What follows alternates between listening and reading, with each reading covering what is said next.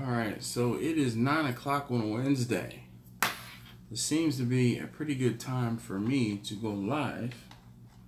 If you guys would like for me to make this a semi-permanent time or thing, if I'm available, please let me know. Alright, so I see there is one person in the live stream. 2 people in the live stream. Can I say hi? I don't know who is here. Can I get a comment? Can I get a thumbs up? So basically, I figure today, and someone's gone. All right.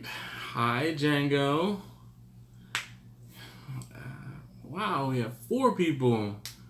Kurt.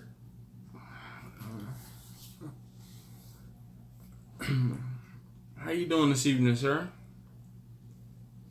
Kirby.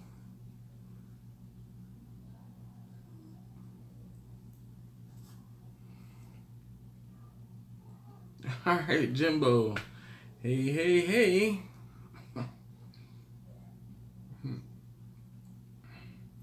How's everybody doing this evening? Wow, 7 folks.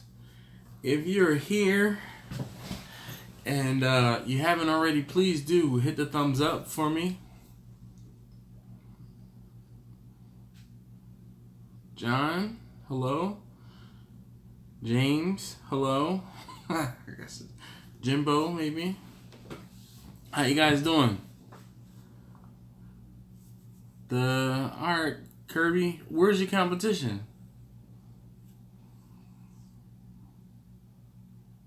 George? ¿Qué te pasa? If you haven't already, please say hi and give me a thumbs up, please, and thank you. Lanex, Virginia. Where is that?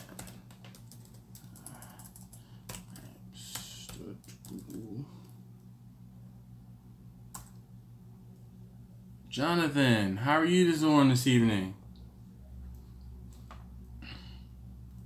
I actually don't have any beer in the house right now, but I do have a little clear. Where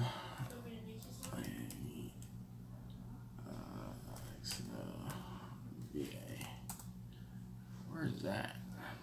Directions. Oh, goodness gracious. Oh, it's not bad. 3 hours. Oh, yeah, 3 hours from my house, 180 miles. Dude, I'm loving a big green egg. I'm loving it. I smell like grill and charcoal already. All right, Brett. Well, he's like long time watcher, first time caller. How are you this evening? Brett, where are you from? Where do you live? Because those are 2 different questions.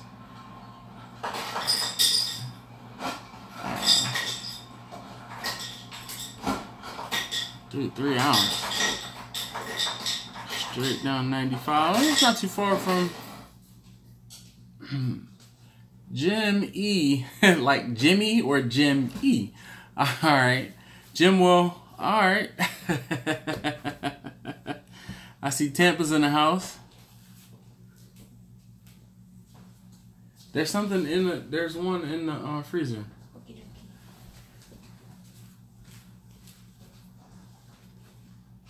Wagram, North Carolina, but you're from Texas. Alright. John, how are you this evening, sir? So I was kind of hoping that the person that package went to, yes, it's cold. Taryn, I'm just a guy, man. I'm just the guy. That's how I feel about it. Let's see here. All right. Perfect. Yeah. Oh, no. I need some. Oh, I'm gonna need a one of those teas or something from upstairs, please. Yeah. Brisket, baby. Yes. I didn't even get any of that brisket, oddly enough. I cut the whole thing up, put it right into the vacuum pack, and froze it and put it in the mill. Man, I just start fires and just so happen to cook with it. That's all that is.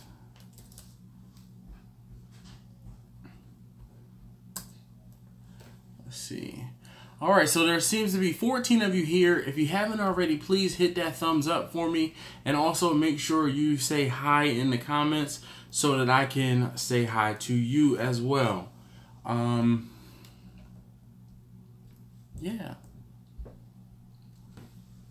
Anybody got anything going on as far as cook related? Aside from Kirby, he said he's got a competition this weekend. And this evening, I actually cooked 2 bone-in ribeyes and 2 fillets. All right, Brett. I like. Seems like you have a similar sense of humor. I like you already. Eric, hello. All right. Where's everybody from? Let's try to see if we can connect some folks up. You know, if at all possible. Turkey breast. All right. First time cooking turkey breast, bone-in turkey breast, boneless turkey breast. Come on, be more specific. We talking about meat and cooking here. Come on, you can't just say turkey breast. You gotta be way more specific. All right, Jonathan, where in West Virginia are you? I don't get to West Virginia often, but I do get there every now and again. You know, Smoky Rays, Chicago, Maine.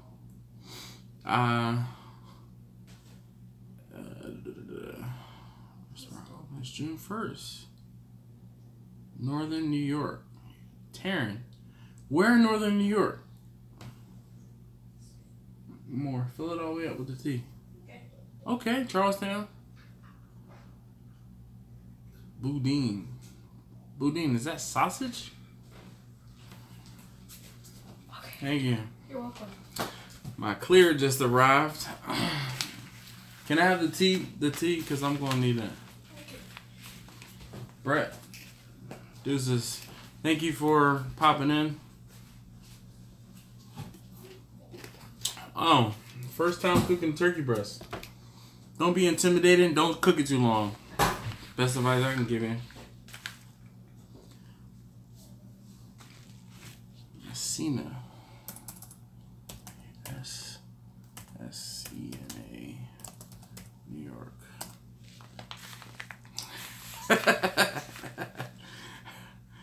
No, it is not, because I'm going to drink this one and I'm going to bed.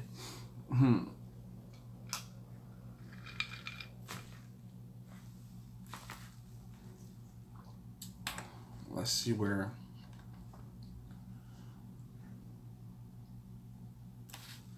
Food stamp gaming? Okay. I don't know how you do that. That's I'm not taking that bet because I'm going to bed tonight. Last time I was here for 3 hours. I'm not doing that again. M-A-S-S-E-N-A, New York.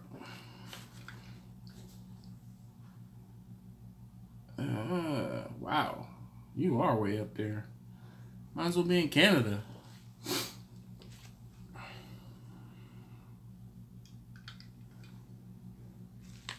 Steven, how are you this evening?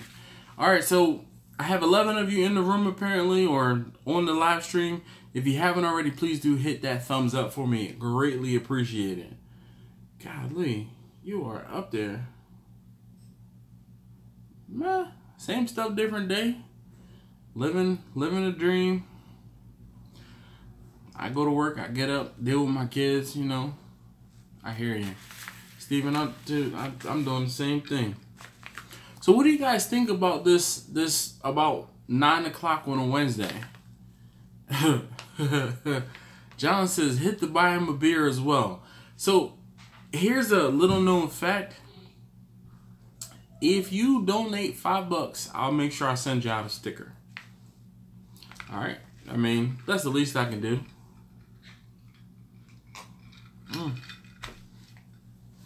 I haven't officially said that anywhere, but to those of you guys who have donated, is there anybody in here that donated and received a sticker?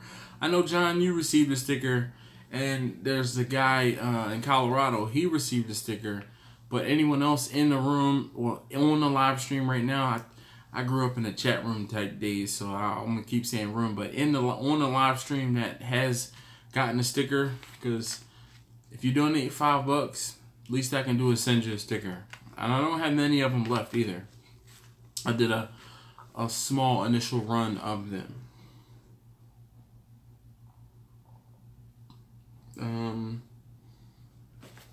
Crap. They're all in the trunk of my car. Oh wait, I might have one in my pocket. I do. There's the sticker, obviously. Man, you don't need to donate anything else. You got me. But there's the sticker. Caden, my favorite barbecue sauces. Oh crap. My friends are talking on the live stream. On Facebook Messenger. Hopefully I can mute them for an hour.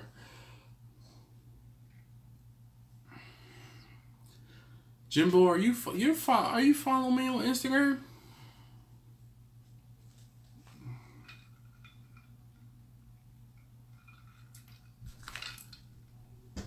All right, so Caden, it kind of depends.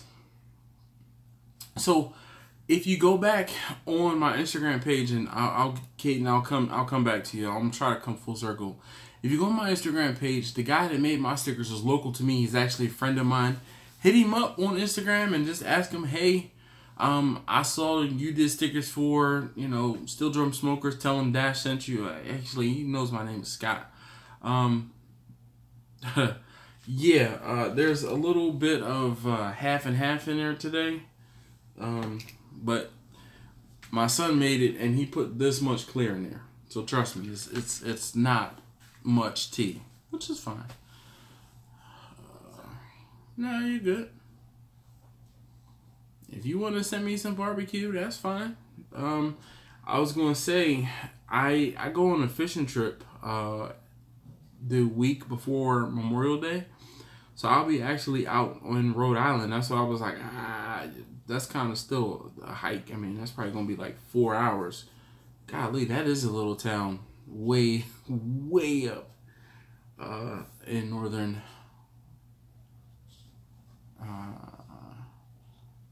Do I know? Yeah. What do they have at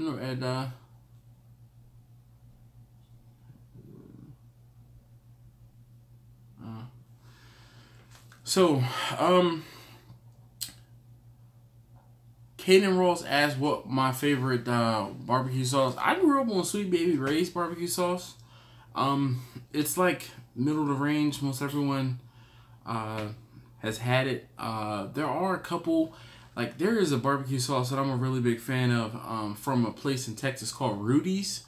I really like Rudy's barbecue sauce, but most people know Sweet Baby Ray's. I do not like Heinz 57 or Kraft barbecue sauce or whatever it is. I don't like that. But if I'm doing something, I might do a little bit of Sweet Baby Ray's or the barbecue sauce from Rudy's Barbecue in Texas.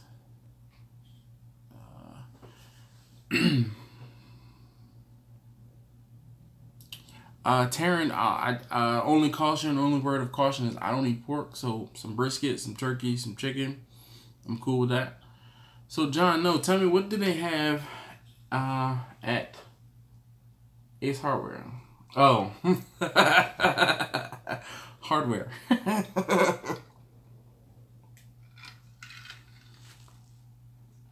If I had a lot larger smoker, could I fill it to capacity? I've had my big smoker Bessie full of capacity.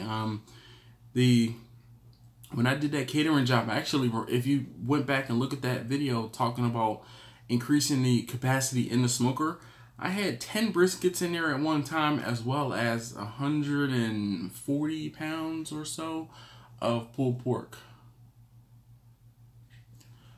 All right, Jonathan asks, when I cater brisket, do I use choice or prime? I use choice because the difference in the 50 cents or so per pound, or 75 cents per pound, I cooked a prime brisket. Well, actually, let me see. Yeah, because they have, oh no, they don't have prime, they have select. So when I go to the restaurant depot, it's prime, select, and then, or excuse me, it's choice, select, then prime. I have cooked a select brisket before. I didn't notice any difference. The loss was just about the same. There really wasn't much difference, period. All right. Super Johnny. Yo, Rudy's is the reason why I'm doing barbecue in Baltimore. Let me just say that. Put that out there now. I went to Rudy's probably 10 years ago and had brisket, and it obviously changed my life, and this is a true story. I've been telling the same story. I've been saying the same thing for a long time. I have, can you see that hair? That's like poking my, it's just like tickling my nose. So if I keep doing this all night, you know why. All right. But anyway, okay, John, I'll have to see about picking some of that up. No problem, Steven. Steven, did you donate something before? Bobby's Barbecue.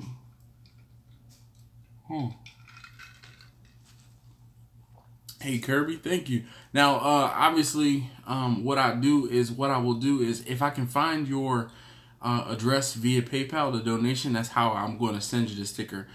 You have my email address, so can you send me an email with your address, and I'll make sure I send you out a sticker just in case. So, Steven, you did get the sticker?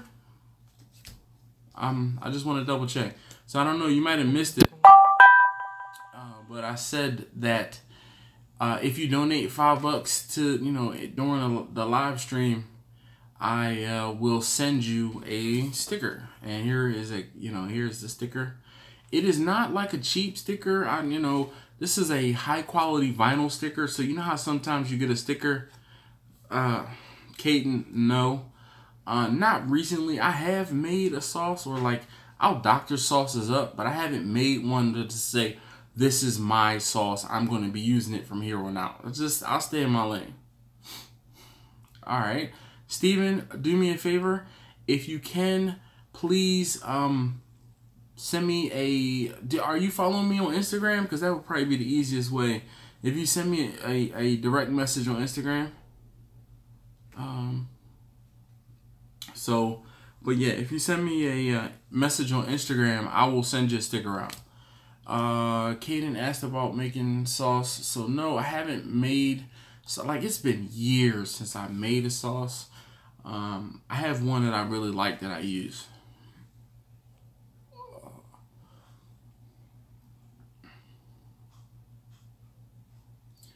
So Kaden, where are you in Texas? I'm burping up that steak I had earlier. Oh man, I wish I could show you guys a picture of that steak. It was great.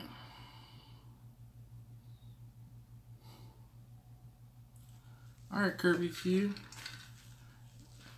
Am I not following you? You know what? Oh, well, maybe you can't do it on your phone.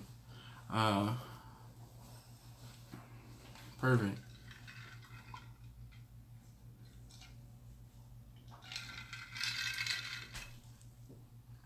You gotta bribe the IT guy with some food, and then maybe he'll open up the port, well, not the port, but it won't block the website, Instagram. But if you can't, maybe you can do it off of your phone. All right, so what's going on, fellas, ladies, gentlemen? Buffalo, halfway between Houston and Dallas. Okay, I've always been to Central Texas, Austin, San Antonio. I've never been to Dallas, nor do I want to. If you've never seen I Am an Eagles fan, or Houston. I do want to go to Houston though.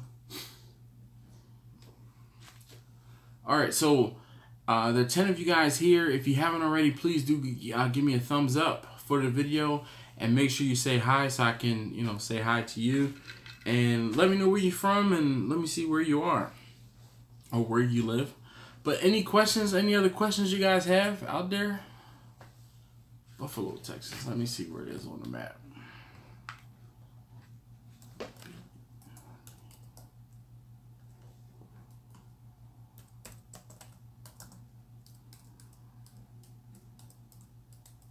Ooh.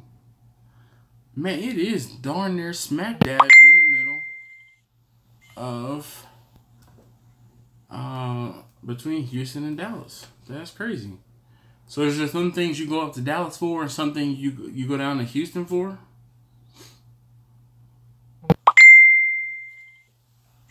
Mute that. 1 hour. Okay. Alright.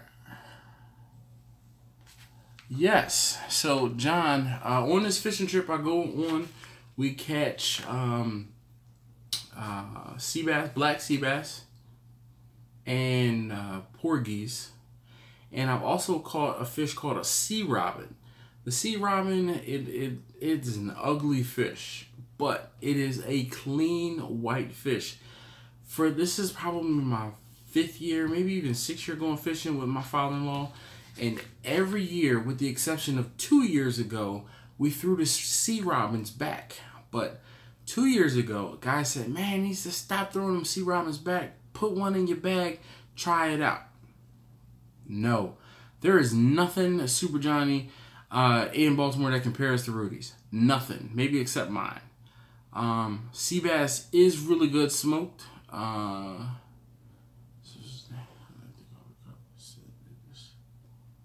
Does anyone work with handed you an empty coffee cup and said that they just installed Java? Coffee jokes. I'm cool. Okay. Yeah. So, yes, I could Django. I could probably cook a whole lamb in Bessie with very little problem. But, yeah. So, John, back to your question. I've cooked sea bass or smoked sea bass. Sure, Leroy. I can ship to South Texas. I would ask you to either follow me on Instagram and send me a message so we can work it out, or send me an email. But I can definitely ship to Texas. That's nothing. Sea bass is great. The sea robin was way better than I thought it was going to be. We thoroughly enjoyed that. The porgies were kind of just like, meh. But last year, I think it was last year, I caught a fish called a tautog. It was a black tautog. Never seen this fish before. Never heard of this fish before. It jumped on my hook. And when I finally got that thing on the boat, the deck mate, he was like, don't put your hand anywhere near that thing's mouth. It's crazy because it had 2 sets of teeth, because from what I understand, that fish picks up and eats crustaceans and rocks. So it had a set of teeth, like a biting set of teeth in the front, that's similar to how a fish has, just like a normal fish. And then it had a second set of teeth in the back of its throat that were more like human molars. Human molars. Dude told me on the deck, he's like, man, that thing will bite your finger off. Don't put your hand anywhere near that thing. And I can tell you what, that tautog was excellent. I cooked that thing up. I baked it with some peppers, some onions, and whew, that thing was good. I wanted another one after that. John says, what's up, Django? Hey. He says, hey. My Instagram is Steel, STEEL, Drum, DRUM, Smokers, SMOKERS. Steel Drum Smokers. All right. Well, Caden, thank you so very much.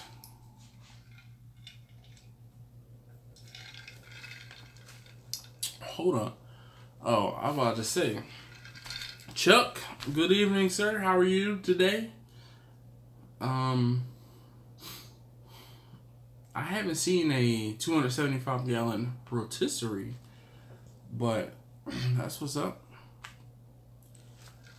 You know what? Everyone always asks what type of wood.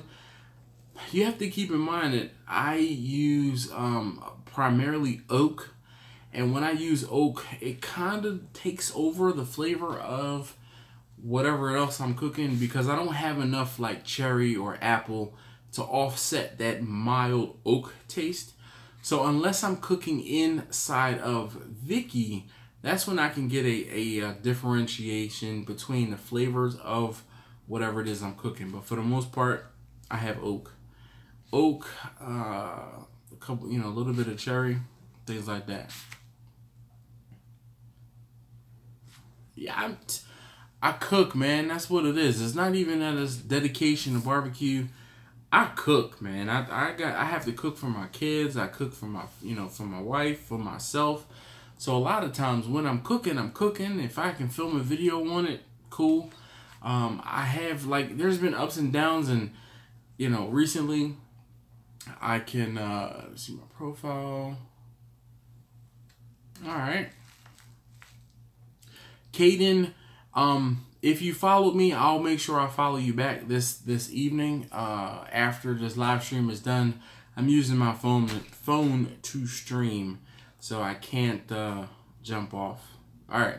So if you haven't already, apparently there's 13 of you in the live stream right now. If you haven't already, please leave me a thumbs up or thumb that button up. Let's get the likes up, and make sure you say hi so I can say hi to you. Mesquite is not prevalent in this area, so never done mesquite, never done hickory, and I haven't really things that I have had that are smoked with hickory or mesquite. It's just a little bit much for me.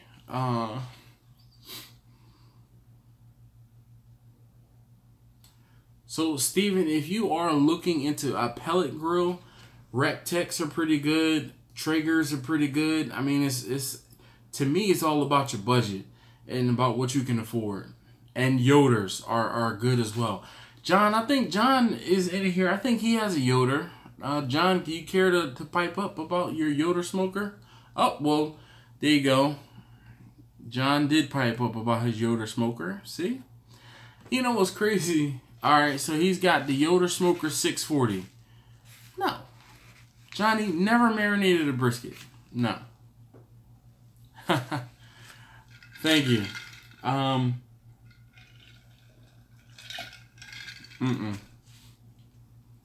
a KISS type dude. Keep it simple, stupid. I will season on the outside. I've never injected a brisket. Never brined a brisket. I don't think it's necessary. The brisket is good enough as it is when it's just smoked with, salt, pepper, and whatever other seasonings you're going to put on it. And I do all external stuff. I do not, like I said, I do not inject, I do not brine, I do not marinate, I do not wet rub aside from water to help promote adhesion of the seasonings that I put on there. That's it. I don't even put mustard on a brisket. I don't think there's any need for it. But that's just me. Again, I'm keep it simple type, keep it simple, stupid type dude. Yeah. Anyway. If you haven't already, please. Oh, so if you haven't been, or if you didn't hear this earlier, if you leave a donation, $5 or more, I'm grateful for the, come on, focus camera, for the or mores, I will send you a sticker. I don't have many of them left because I only got a couple printed.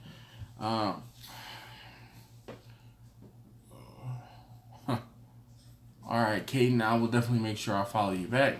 Shoot, I can't afford a vertical smoker either. I just so happened to fall fell into place. Can't afford a BX25 vertical smoker from Smoky Mountain Smokers. Woo. Shoot. I know how you feel about having a smoker on your wish list.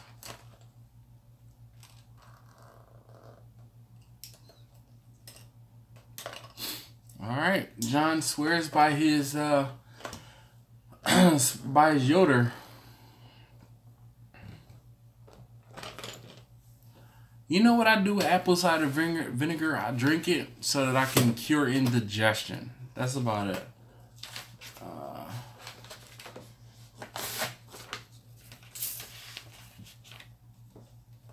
You see that look on my face, John? I see what the heck you did. No, I will not.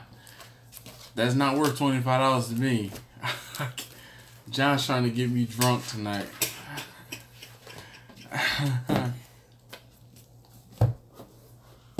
If I'm in... Oh, okay. So Super Johnny says... he said $50. No, sir. I have to get up in the morning. I already had red in my eyes last time. Didn't we have a discussion last time about how we were birthed? No. I'm telling you, I will say thank you, and I'll send you a couple more stickers, but I'm not drinking anymore. I have another 30. Stream on Saturday. Saturday? Oh, so Django the Mango says I should stream on Saturdays so that I can not have to worry about getting up the next morning. No.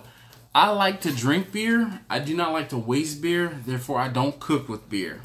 I'm telling you guys, I'm such a keep it simple type dude, man. I don't like. Shoot. You know what's funny? My manager actually is away, so I don't even have to worry about going in with red eyes or anything like that. And tomorrow's my late day. But there is no need for me to be able to be struggling going to work tomorrow. I am the king of peer pressure. John, you will not peer pressure me to drink anymore. John says, I think you should do Wednesdays and Saturdays. Only problem with doing Saturdays is, like, he's like, he likes that idea. Only problem with doing Saturdays is if I have to get up early on Saturday morning, early on Sunday.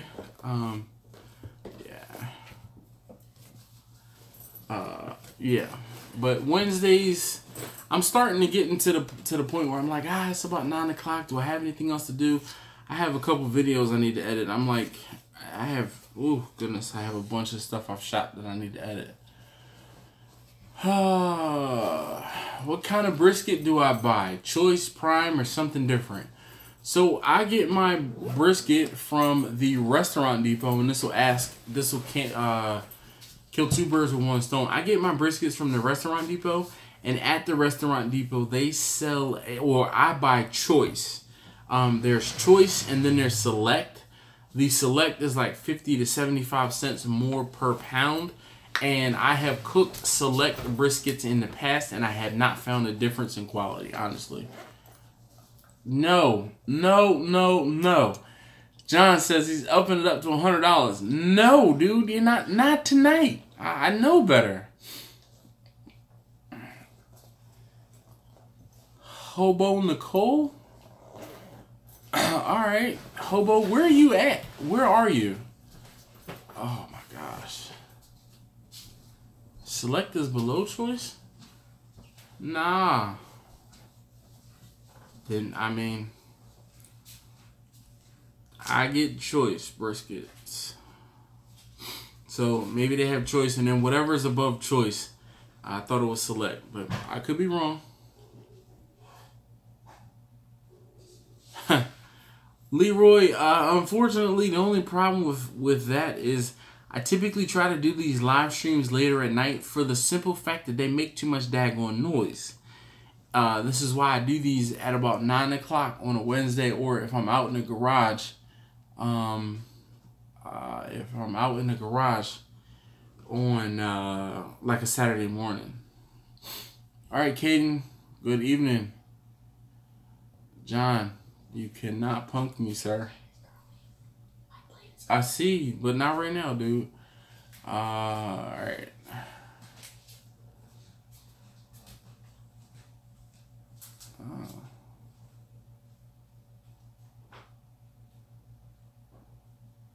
Canton. All right.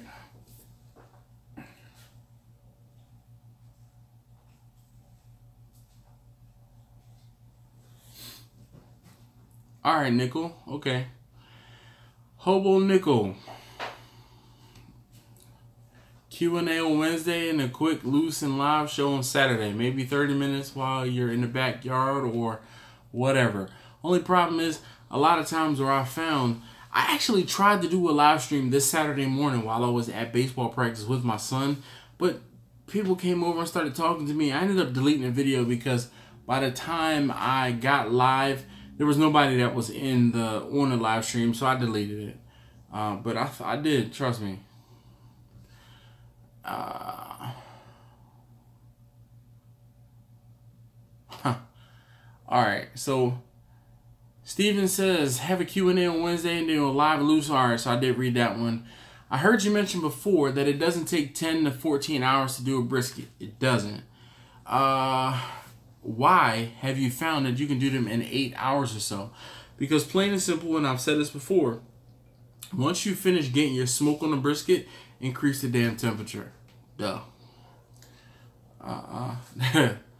Shoot. I will not admit it on this live stream, John, but I did the last time.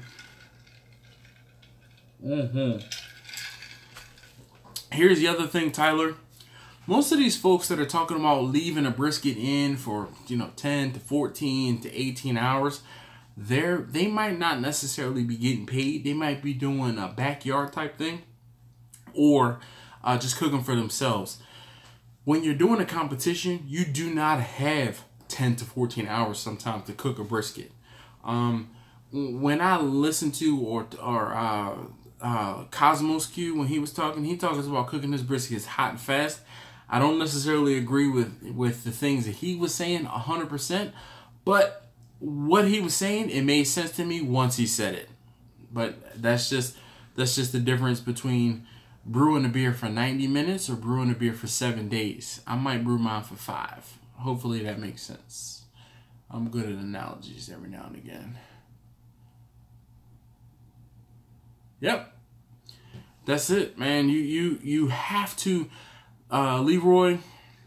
That's I'm not even, Leroy Rodriguez. How'd that work out? But when you find a temp that you like, stick to it. Do it every single time.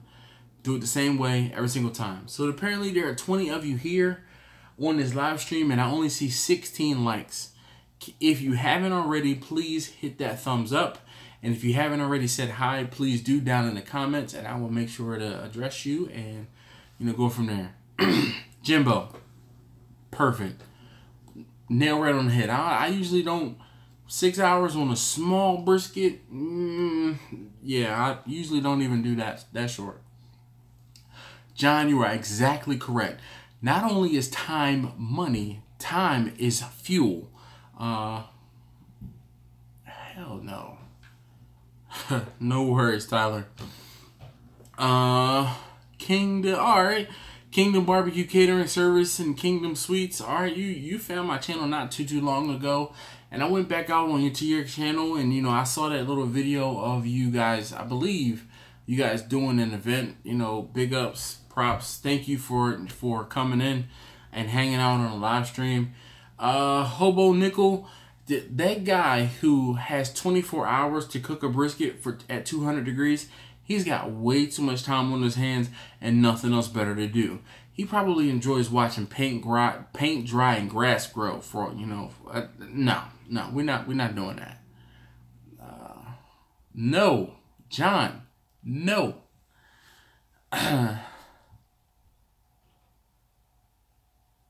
Yep. And what did you think, Steven? Dude, all right, see, is anybody, leave ones down in the comments if you know who Gary Vaynerchuk is. Gary V. Just ones. If you know who Gary V is. Chuck, I don't agree with the whole, wrapping up the brisket to speed up the cook. You turn up the temperature to speed up the cook, honestly. No. For $100, would I do what? Drink a whole nother second? I'm halfway through this one. No.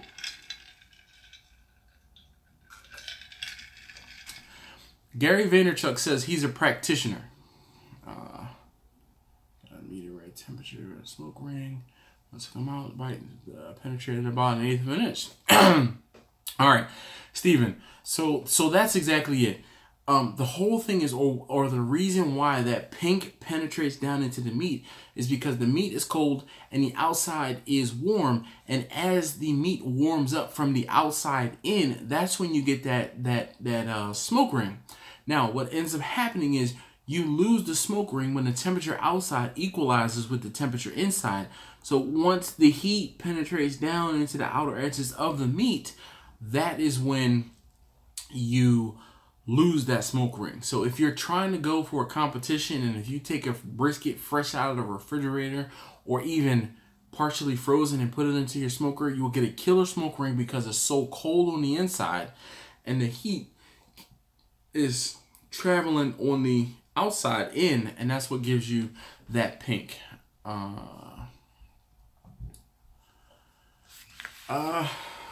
Jimbo, why are you not into wrapping? If you haven't already, I tell you, do what? Wrap a brisket up, try it. Me personally, the reason why I wrap my briskets is because I have sensitive teeth and I don't like breaking my teeth. You probably heard me say that before. So I will have a decent bark on the brisket, but it's not hard enough where you'll break a tooth, because I've broken teeth before and it's expensive. Greatest wrapped alive. All right, but the whole reason Gary Vaynerchuk preaches, and I haven't listened to him recently because I've taken one of his teachings, or one of the things that he says, and he says, sometimes you have to drop back and punt. But I am a practitioner. I've gotten the information that I have because I've done it.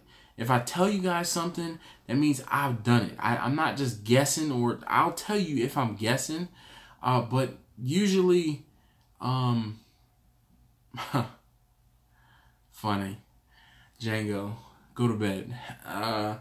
But the whole thing is, in almost any and everything that I tell you guys about, I've done it. Just to let you know, I've read a lot about books about smoking food, and nobody's ever suggested any of those books, which you just taught us about chilling the meat. Thanks a lot. Dude, Steven, I'm telling you, there's a video on YouTube. It's about the science behind barbecue, or the science behind smoked meats, or something along those lines. Wait, let me do this. Since I'm sitting here right at my computer, CIENCO. The science of barbecue. Science of barbecue. It's like science behind barbecue. I wish there was a way. Let's see. I don't know about any books. Like, I haven't. Hold on a second. Oh no, this is it. The video is called The Science of Barbecue. It is on the It's Okay to Be Smart channel. So let's listen to this. Barbecue. The word derives from BBQ, which to the Taino people of the Caribbean, let's see if I can get this louder. Sacred fire pit. We are definitely on sacred ground today, if we can get in. All right, can you guys see that? Hopefully. I'm here to learn a little bit about the science of barbecue, so I came to a man who knows a little bit about that, Aaron Franklin. Well, that's debatable. How's it going? So, what is barbecue? I think barbecue is something that's cooked over a live fire. So that could encompass grilling. All right, so let's just listen to this, since you can't really see the picture that well. Whole hog over coals, any of those kinds of things I call barbecue, but really for me, on a personal level, barbecuing is more of a German Czech Central Texas style. That's like an offset cooking. This is barbecue a science? Yes. I experiment as well. You guys have seen some of my experiments. Any like black and white number or equation that you could possibly have. Alright, so I'm going to pause this because I had a question come in. Robert Young says, hello, Dash. How do you get a nice dark bark without burning brisket? You keep your temperatures low. If you get your temperatures too high, it will dry out. Or you wrap it up. I've seen, and Aaron Franklin, actually, oddly enough, since we're talking to him in this video, Aaron Franklin has a great video out there talking about not wrapping the brisket in butcher paper and then wrapping it in aluminum foil. I highly suggest you look at that video. And here's the next thing. This is novel. I mean, this is groundbreaking. Hopefully, Robert, you're listening. Try to do it a different way. Wrap it in butcher paper. When you wrap it in butcher paper, you're going to, pro tip, when you wrap it in butcher paper, you're going to get a softer bark, and it won't allow your brisket to get burnt. Now, if you're having a problem with your bark getting too dark and your brisket is burnt up, you probably have too high heat. Robert, what kind of smoker are you using? If I'm guessing, it's going to be a offset firebox type smoker. Robert, so here's the thing. You got to trade off. Either you're going to have a bark that's going to break people's teeth, or it's going to be a nice nail on the head offset. So if you have, is your brisket, is it tough on, okay. Is your brisket tough on the side closest to the heat? Or like what, expand upon what type of, expand on what type of offset smoker do you have? You have like one of those Oklahoma Joes or a Brinkman, or one of those type offset smokers. Just trying to get an idea. Which one? Oklahoma Joe? Man, I'm just knocking them out the park. This is home run after home run after home run here.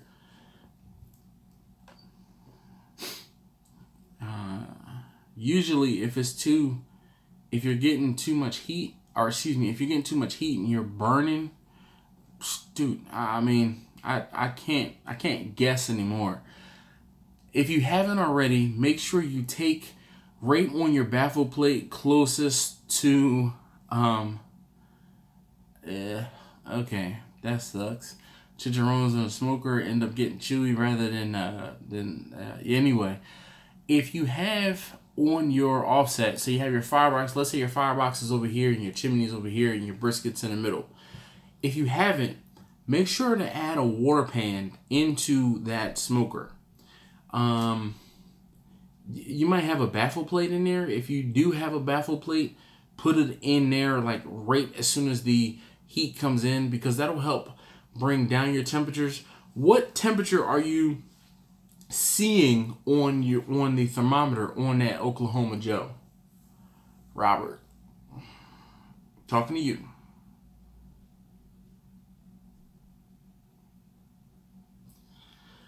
All right, so there seems to be 17 of you in this room. Nope. Water's water. I had one bad experience when I used apple juice in cooking a pork shoulder, and I never looked back. Longer high heat would have dried a little. Yes, Django. See, this is, if you guys don't know, Django is my oldest taste tester, and he has started to kind of pick up on some of the things I talk about, and I don't want to say preach, but I talk about with this. But Django asked John a very good question. John says, he said that the meat, if we were trying to make chicharrones in a smoker, he said that it came out chewy and not actually crunchy. But so Django asked, he says, so if you smoke them longer and at a high heat, would it dry it out a little and make them less chewy? Yes, it would. You would not even need to smoke them longer. If you cook them at a higher heat, it'll help dry out that outer edge a little better. All right, so Robert, if you're doing 220 to 250, what I would actually caution you to do is to take temperature probes. If you've seen many of my videos, you guys know I swear by my long range wireless thermometers. Take them.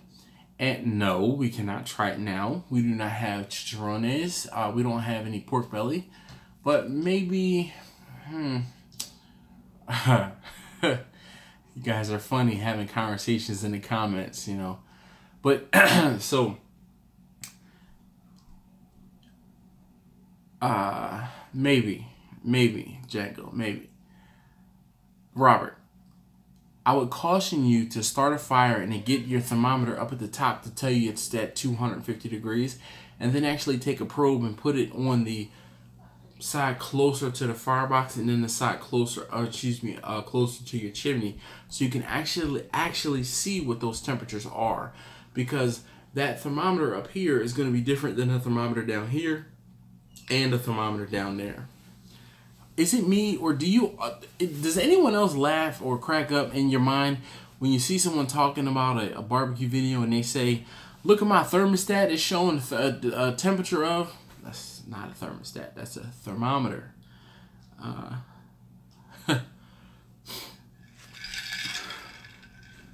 John, my maybes usually mean maybe. It did, you know.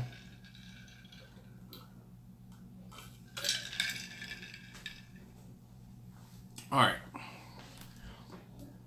I'd love to go back to this video, but Something's not you can not go back, and the video is called The Science of Barbecue. Very informative. Definitely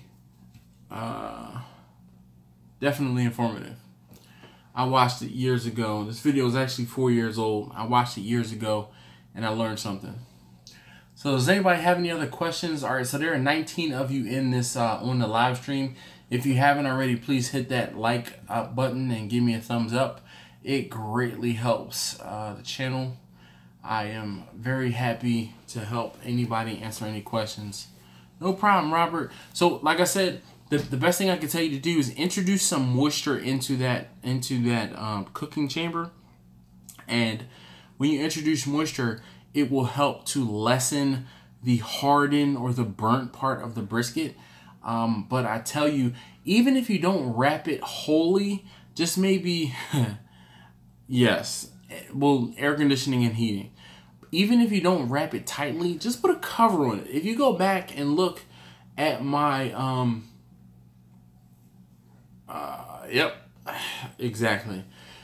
If you, Chuck, exactly, even if you put a cover onto that brisket just so it's not getting that direct heat, sometimes in an offset smoker, that direct heat can be a little intense, and that's why you're going to get burnt up brisket. Oh, excuse me, sorry about that. You're going to get burnt up brisket as opposed to a good bark. All right, Jimbo, most folks say between 100 and 165 degrees is when you are going to wrap your brisket until you hit your finished temperature. Your finished temperature for brisket and beef ribs, John, this is for you, should be between 205 and 200 and 205 degrees. You can figure out what you like most. Just stick your meat probe halfway into the like the middle of the brisket, or your beef ribs per se. All right. So Jimbo, is this your first time cooking a brisket, or is this your first time going to be wrapping a brisket? I can't imagine you've never cooked brisket before. But maybe you only do something else. Oh, it's fine. John is fine. I don't mind at all, but I know I gotta get up in the morning. I have to function tomorrow because, like I said, my manager isn't there. Therefore, folks are gonna be looking at me a little harder tomorrow because when he's not there, they come to me for stuff, and I'm like, yo, this isn't my job. Like, my manager will be back on Tuesday. Let's wait until Tuesday.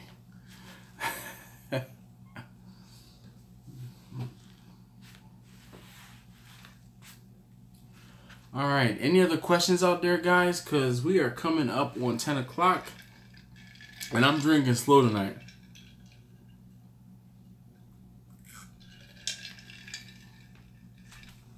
All right.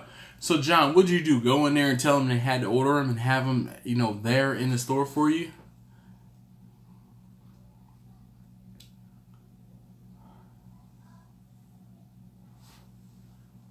Huh. All right. Well, Tyler, I really appreciate it. You know, all of my smokers, Robert, are reverse flow, so I can talk to you about reverse flow smokers until I am blue in the face. Nice, John. That's exactly it. You know, sometimes that's what you have to do, because what ends up happening is nobody knows that they can order it until they do, and then once they order it, I'm sure they're selling the hell out of it. Unless you're just the only one buying it.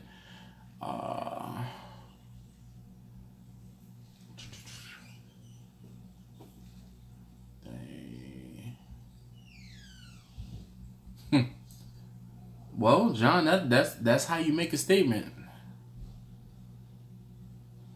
Tyler, pro tip for beginning a barbecue business: have friends that are willing to pay you for your time, or bring you charcoal or wood or whatever it is.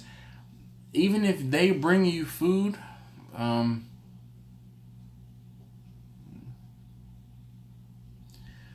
so that's the whole thing. My first time I cooked food,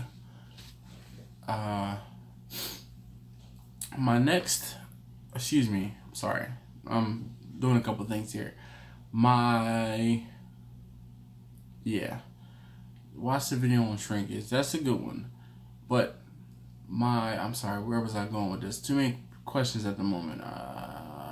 Pro tip for beginning a barbecue business. So, my first cook, I had one of my buddies who was actually in this live stream not too long ago, my man named Travis. So Travis had his aunt and uncle bought a couple racks of ribs, and I told him that he was going to bring me 2 racks of ribs and I was going to smoke them, but I needed him to do me a solid and leave me half a rack of ribs and pay for my charcoal. So he gave me $20 for a bag of charcoal. I smoked the ribs for him, knocked them out of the park. His aunt and uncle were thoroughly happy. The half a rack, my wife and kids tried them. I took some pictures of them. They're actually still on my website if you dig deep. They're the rack that are kind of like over top of each other like this. On, I think it was like a light green or a red cutting board. Or not light green, but a green or red cutting board. Tyler, also, one of the questions I get most often, and this was one of the hardest lessons I had to learn, was how much. So if someone tells me they want 20 pounds of this or 15 pounds of that, I had to figure out how much loss, not shrinkage. We're all men here. We don't talk about shrinkage. How much loss I had, or, you know, as far as pre-cook weight and a yield. So brisket, pork shoulder, I usually yield about 50 to 55%. It's okay. Of what it is that I'm cooking. And with chicken, you usually get probably about 75% as far as a yield. Lamb, you probably get about 75-80%. There are really, Chuck, loss calculators. I just did it the hard way. I guessed and checked, dude. I just cooked that much.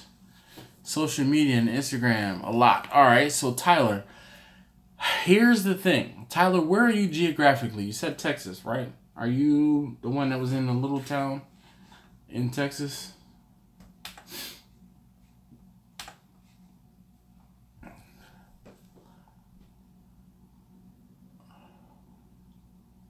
Florida. Where in Florida, Tyler?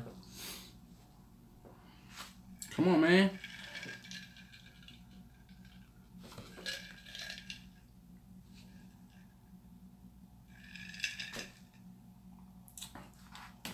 No, Eric, I do not prefer overcooking meat to the point where it's falling off the bone. When the meat is falling off the bone, typically it is overcooked. The only problem is pork shoulder and brisket, those are the ones where you need to overcook. Chicken wings, do not overcook. I cook chicken wings at maybe 175 degrees. Chicken is 165. Like if I'm doing breast or thighs, 165 hard fast rule. Lamb, you know, you cook that to how you prefer, how you want it. All right, so Tyler, what I would suggest is you have to use the geographical hashtag. All right, Vasquez. Was it Armando or I can't? I'm sorry. Bushnell. All right.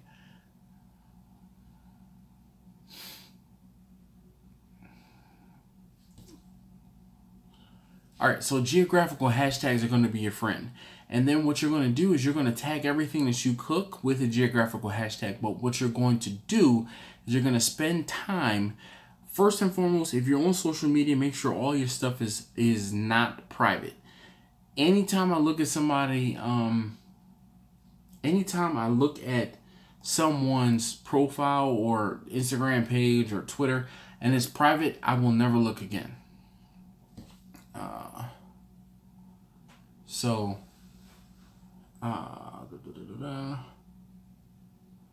Let's see. But the geographical hashtags. So let's say I lived and or was cooking in Tampa. I would search the Tampa hashtag, since you guys are talking about Tampa. I would search the Tampa hashtag, and then any and every person that you see in that search that has food, I would double tap and like their picture. Period. I wouldn't comment on the picture and say, oh, hey, that looks good. What will happen is that person who doesn't get many likes on their picture will be like, who the hell is this person? And then will come back to your profile. What you do is you make sure you put in your profile that you cook food and you cater and you'll deliver, or you set up at this particular place whenever, or I have a brick and mortar, here's my address, come see me. Mention that you saw my profile and you'll get a free something or other. Like you'll get a free drink or free fries or whatever it is. Port New York, I set up the order source. Sending rib roast from them, which is why I'm too poor to donate today. Steven, thank you. I appreciate it. I just hope you use the link to get to their website. Yes, Tyler. The pudding lady, you know what is so funny? It comes full circle. I posted a picture the other day talking about how excited I was about the fact that I have 2,500 subscribers on my YouTube channel. And that's a milestone. I mean, I started my YouTube channel a long time ago. You go back and find the first video a long time ago. You can actually, I implore you, go back, find the first video, and you can see my oldest taste tester, how young he was. Right? Go back, go do that. But anyway, use geographical hashtags, and you are going to spend an hour, 2 hours a day liking people's pictures. Once you like their pictures, they're going to come back to your profile. They're going to look, make sure you post pictures of what you're doing. Some people will follow you. Some people will ask you questions. Some people will say, hey, how do I do this? How do I get some of that? All right. Now, with the pudding lady, I hit the pudding lady up because she was one of those folks that I would see posting all the time. And I didn't hit her up to say, hey, can you shout me out? I hit her up and said, hey, is there any way we can talk? And we talked. Once we talked, I gave her some food. And it was 2 days after I gave her the food, but all of a sudden I grew by 100 followers. And I'm like, what the hell just happened? When I finally found out what it was, she posted a picture that said, this is some of the best barbecue I've ever had. And that day she posted the picture was like a Thursday or a Friday. That very next day I had my first order. And I said that before.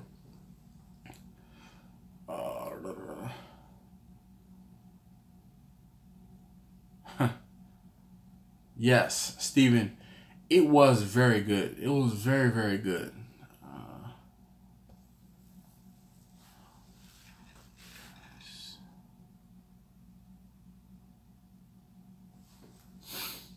Let's see. Jimmy says, now that you've moved on from the drums to the big smokers, by the way, I love the fact that you see them. Would I recommend starting out in a UDS or a PBC? What's a PBC? PBC.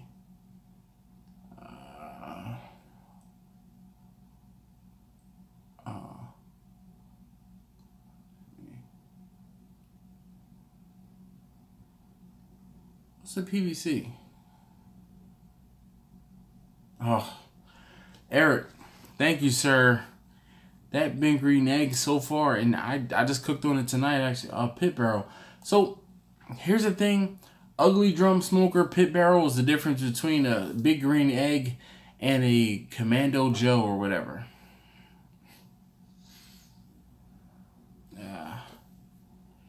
Alright. Manny asked about how's the egg working out. Pit barrel cooker, like I said, pit barrel cooker is like 6 in one hand, half a dozen in the other. I'm over my hour here, but I still have a drink. I'm gonna finish this. What type of wood do I use this time of year on my smoker? Opinion on pellet smokers. All right, we'll get there. So the answer to this question that seems to come up every single live stream is oak.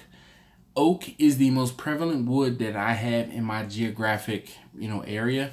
So my arborist, who's Bob, if you haven't already seen that video or a video, look up a video called like Getting Wood Delivered.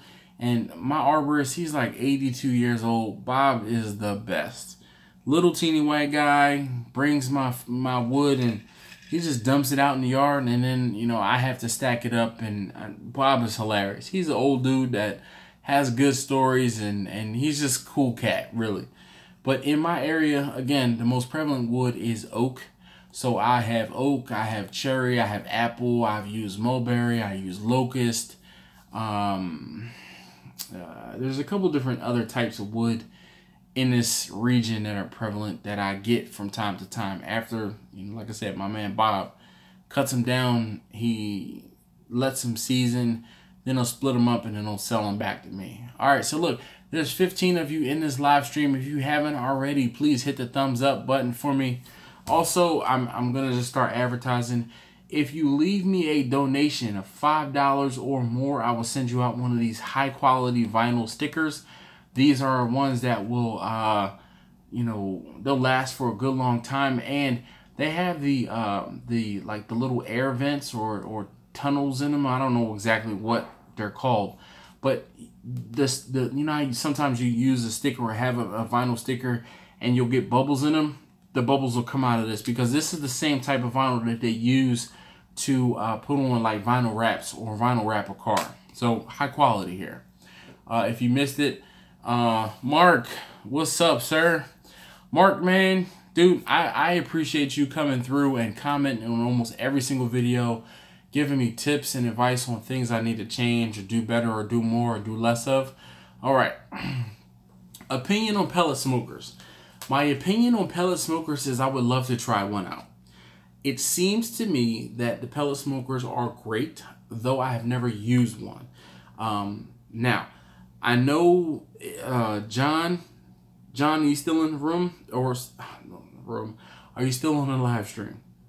Because John has a pellet smoker, he has a Yoder, and he loves it. Everyone else that has a pellet smoker that I know, they love them. And they are like an outdoor oven that uses wood flavor, more or less. And like I said, everyone that I know that has a pellet smoker loves it to death. I just don't have one yet. That is my next acquisition. I hope to be the next acquisition. I'll see what happens. I would like to get my wife one for Mother's Day. Yeah. Oh, man. Come on. That package that I sent out, that was actually just a text message telling me that the package left the destination just now. So, it was supposed to have been delivered today. Well, so, John, I understand that you'll get a better smoke flavor on the Big Green Egg because you can... there you go, John. Great minds think alike. So, Tyler, what John is referring to is with the Big Green Egg, you're going to be using lump charcoal. So, if you don't know, lump charcoal is actually wood. It's real hardwood. So, you're going to get smoke flavor from the lump charcoal. Now, when you actually use the Big Green Egg and you are trying to smoke meat, you're going to actually put you're going to put some wood in it to help bring up that smoke, portion of it. So it's a lighter smoke, I would imagine. John, would you agree, disagree? Because the fact that you're using lump charcoal and wood, it just gives off just that much more, a little bit more, about more amount of smoke. That just like with using a grill, if you use charcoal versus propane, you can still get those similar marks. It's just using the charcoal grill versus a propane grill, the heat can be higher, other things like that are just a little bit better. Looking to get some sleep and I stay up all night. Yeah, me too. Like I said, I'm gonna finish this though. There are 16 of you in this room, in the live stream. Stop saying room. Stop saying room. All right, Robert. Hopefully you're sitting down. Woo. I've never used mesquite or Ernie because I don't have it in this area. This is the thing. I've talked about this before. Down in Texas where they have a lot of mesquite, down in North Carolina where they have a lot of hickory, that's what you grow up on. It's very subjective, like beer. The beer that's localist to you or most common, that's the one that you're gonna like. I grew up drinking Yuengling. I love Yuengling. I will not drink Samuel Adams, but there are people who grew up in the New England area that swear about Sam Adams and say it's the best beer ever. This is garbage to me. It's not a lager. Anyway,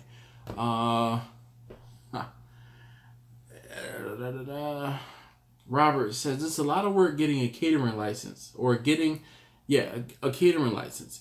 Can I speak on the process because I've been very hesitant to sell food without one? I need the pros advice here. Well, this is what I was saying. I hope you're sitting down for this. Hopefully you're ready. All right.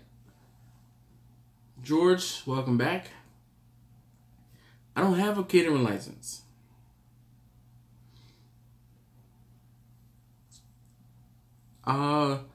If you're cooking Ernie, I would suggest using like half lump and then putting wood in maybe and then seeing what happens. But I don't have a catering license. The reason why I don't have a catering license in the state of Maryland is because it's too damn expensive. It's very expensive, and one other reason is in order to have a catering license, I'm supposed to have a commercial kitchen. I don't have a commercial kitchen because of the type of food that I make. I can't necessarily go to a commercial kitchen at 2 o'clock or 3 o'clock in the morning. Steven, like I said, follow me on Instagram and leave me a message, and I will try and get that, get you a sticker sent out. But yes, I don't have a catering license for those main two reasons. One, it's expensive, and two, in order to have a catering license in Maryland, I'm supposed to have a commercial kitchen. I don't have either of those. I do have my Serve Safe certification, as well as I just practice pretty good practices. If you guys have seen my videos, anytime I touch a meat, anytime I season anything, I usually have a glove on my left hand so I can touch the meat. Sorry for yawning. And I season the meat with my right hand to go pretty much from there. Dude, I actually have a guy that'd be willing to do my commissary kitchen type deal. It's just he's a little far away, so that's why I haven't really done much with it. But I understand completely. Of course, there's always a cost. I mean, you gotta grease the wheel, man. But the way I get around it, and Chuck, you know, we've talked about this before, is it's a little bit of a gray area. And Robert, hopefully this helps you out. If you get someone or is doing a private event and they ask you to come and cook for the private event, you can kind of skirt the system, or like I said, it's a gray area. because you're not selling food directly to the public. So Mark, yes, pellet do have different types of woods, which is great. And apparently it's just sawdust for the most part, compressed sawdust. I've used, and I have the amazing pellet smoker, or amazing smoking tube rather. You guys have seen that. I actually looked at it today like, how can I incorporate the amazing smoking tube into using it with the big green egg? I just don't know if that's a possibility. Typically, I've used it before.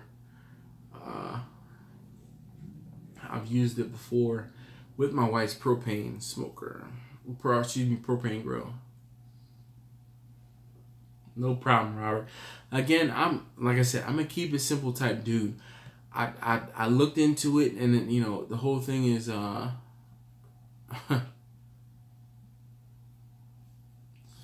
only problem, John, with using the amazing smoking tube and the big green egg is if it gets flame, it'll catch fire. But I have not used I have not used the plate setter yet. I've been I want to feel out the hot and fast aspect.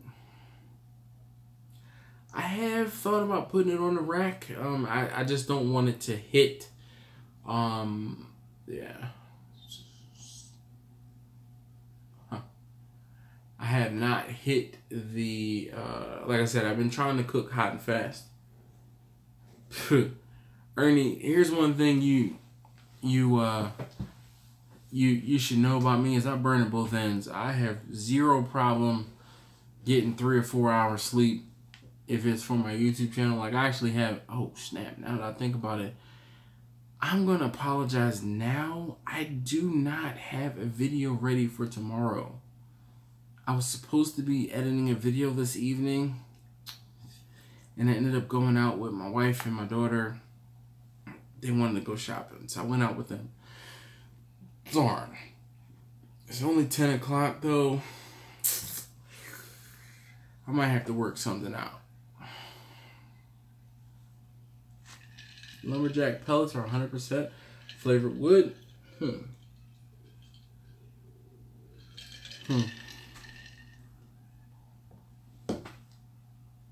Exactly. But I still like to put out a video. I like to put out a video Tuesdays and Thursdays. That's my bread and butter days, Tuesdays and Thursdays. Maybe I can put one up tomorrow afternoon. Alright, Jack Daniels. Anybody else watch Epic Mealtime back in the day? They don't, well, I think they still do have stuff on the channel, but I don't watch it much anymore.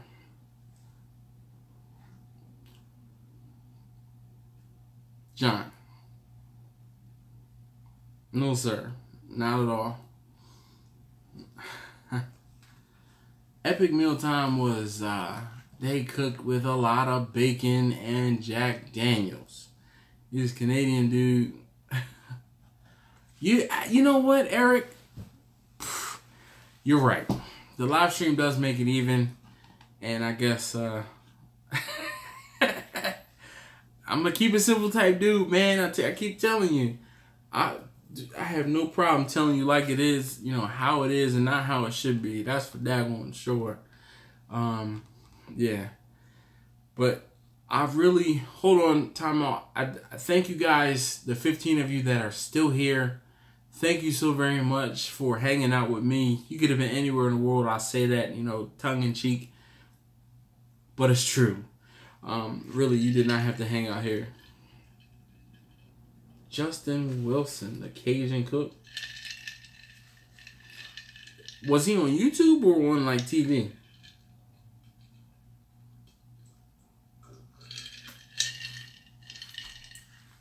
Because the only Cajun cook.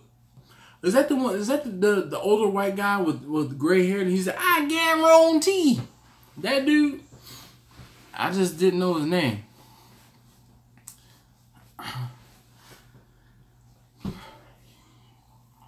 Yes, so Jack Daniels, you can go you can go back and you can watch the stream shortly after the stream ends. You can go back from the beginning and watch. Yeah, I used to watch that guy too. Oddly enough, you know what's funny, and I don't know if I've said this recently. When I say bet all the time, Jack Daniels, what is your name? Is it really Jack? And where are you geographically?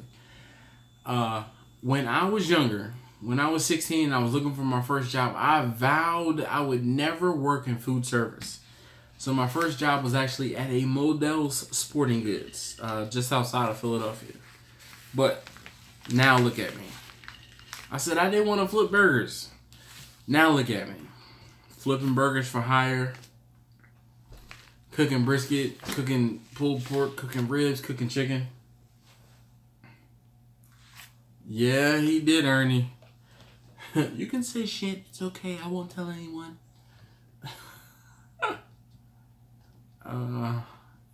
Really? So I know Harry, something, Morgenstein or something like that. I'm a big fan of him, just not necessarily the direction that channel took. Okay, JD. Indianapolis. All right, well, Chuck is not far from Indianapolis. I've driven through Indianapolis twice. I went to Chicago. We took the family to Chicago a few years ago. And, yeah. Drove through Indianapolis on my way to Chicago. Like I said, twice. So Chuck says he is in Anderson, Indiana. I don't know how far Anderson is from, let's see here. Anderson, Indiana. Anderson, Indiana. Survey says, oh, you're just like northeast of Indianapolis.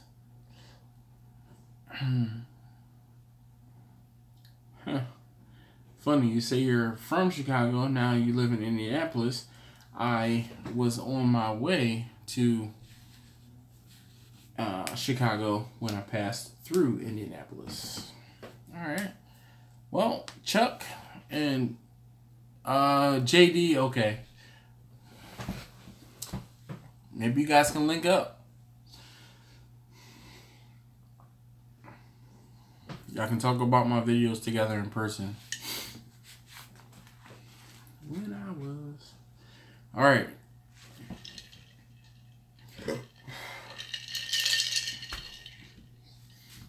I'm struggling a little bit. Oh. West Lafayette, Indiana? Oh, okay. Yeah. There is a Lafayette in Indiana. Usually I don't drink this slowly. Trust me.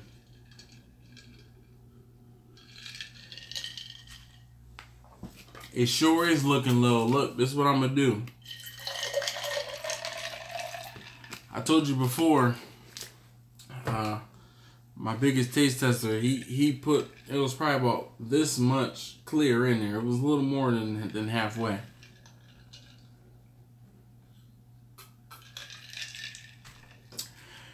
JD, so unfortunately, there was a live stream. There was a live stream a few weeks ago, and I drank 2 and some change of these in 3 hours.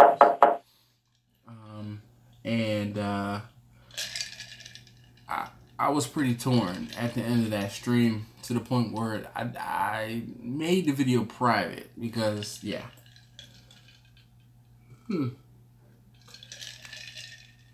Nebraska. What the hell is in Nebraska? So, John, no, I did not have trouble putting the egg together.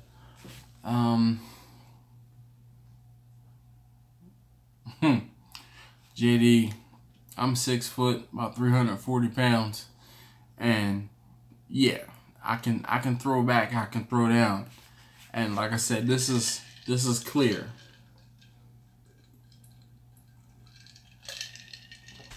yeah, Robert. Whatever drove you to Nebraska, hopefully it's working out for you. That's all I got to say. I'm a big city boy. I was born and raised in Philadelphia, and I live in Baltimore now.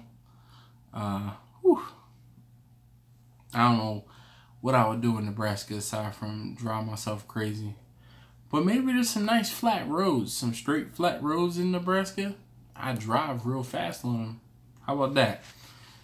Can I get a come on? Can I get an amen? Driving fast. What? I'm telling the truth, Robert. Shoot. I'm a straight shooter.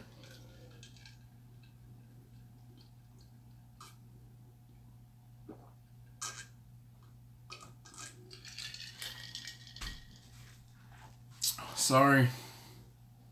All right. Omaha.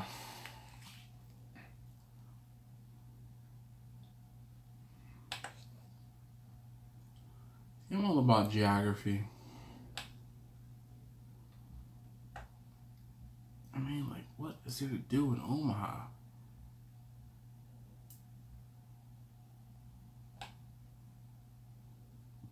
Why can't I find Omaha? Oh, Omaha, Nebraska. Duh. This right here. Alright, so, I mean, you're like damn near central in the country. Yeah. Is there any... Well, you have some lakes out there in Nebraska. That's about it. Where's Omaha? Alright. You military, Robert?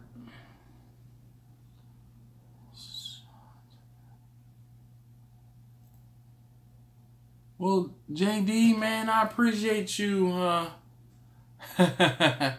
Angelo. Thank you, sir. I'm like I said, I'm a regular dude. You guys that tell me I'm an inspiration and you look up to me, I'm like, wow. Man, I'm just a man with a beard. That's all. That's my claim to fame. And you see how gray this beard is getting? Other than that, man, I'm telling you, I just start fires and I cook food. I'm not a pro. I'm not a pit master. I'm not any of those things. Man, I'm just cooking. That's it. Let's see. Robert, are you military? Okay. I mean, like, just trying to figure out what you're doing in Omaha. That's all. Oh, there is an Air Force base out there, and as well as the Missouri River. Do you do any fishing or anything? JD, thank you, sir.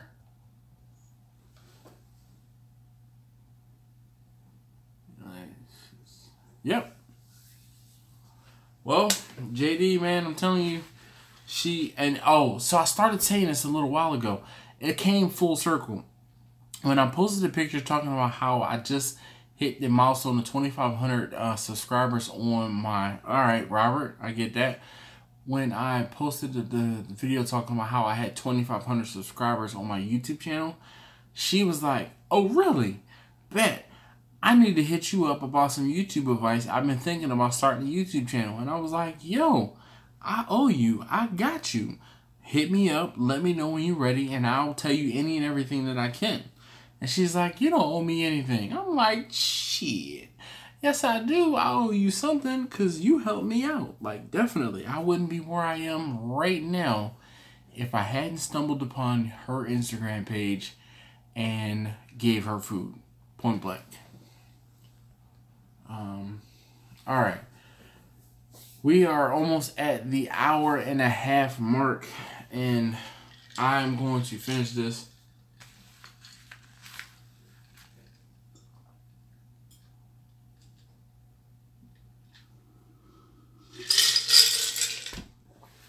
Juan Mendoza, ¿de dónde eres?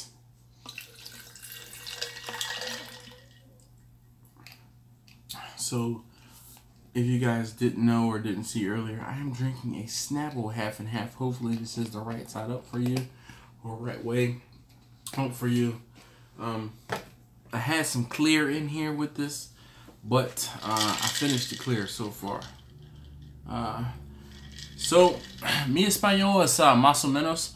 Yo fui empezando de una tienda de cerveza y vino. Muchas personas empezando. Yo soy de Dominican Republic.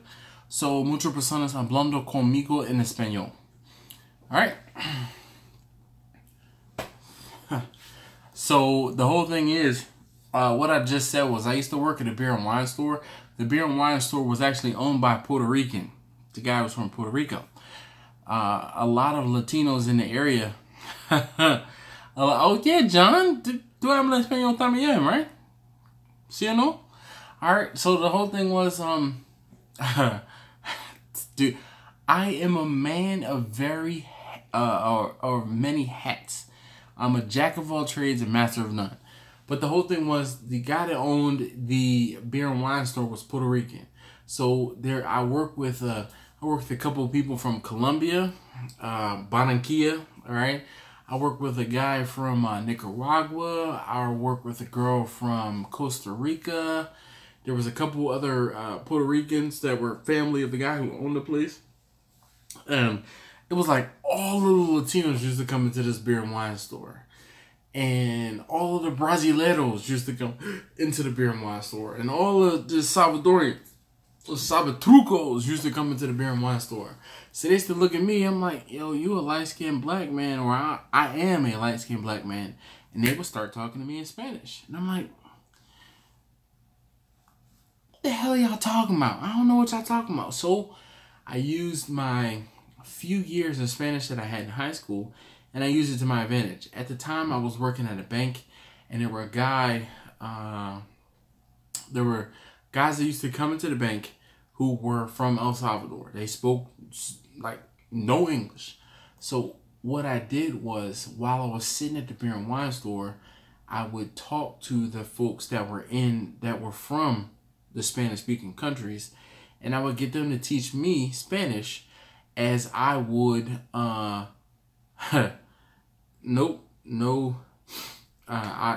learned by talking to folks. They would teach me Spanish, and I would help them with their English. And we would, pretty much trade sitting at the counter. So I can, my numbers, I can count up to, 10,000 in Spanish. And then the Brasileiros used to come in, and they'd be like, Vichy, Vichy. What is he talking about, Vichy, Vichy? Yo, what is he talking about, Vichy, Vichy? What is Vichy, Vichy? They were like, 2020. What? Vichy, oh, that's like 20. 20. Yeah, Vichy, Vichy. So, like, the extent of my Spanish, I'm good at present tense as far as Spanish. But I get to the point where people start to, there you go, Chuck. Chuck, you seem to be a man of many talents as well. Yep, Italian, Spanish, Portuguese are from what I understand, and Latin, because they're derived directly from Latin.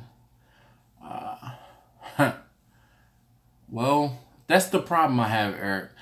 I don't have. All right. Yo no teniste? See, this is the problem, because I can only speak in present tense. So, yo no teniste personas hablando contigo y practicar. Yo no tengo. All right. So, I mean, they taught me all types of stuff, like no tengo dinero ni nada que dar. And that was the one thing. When I talked to them, they told me because I had a good tongue, I didn't have an accent. So on my honeymoon, man, Chuck, I haven't drank 2020, period. When I was in high school, Boone's Farm was the thing. No Tango Mad Dog either.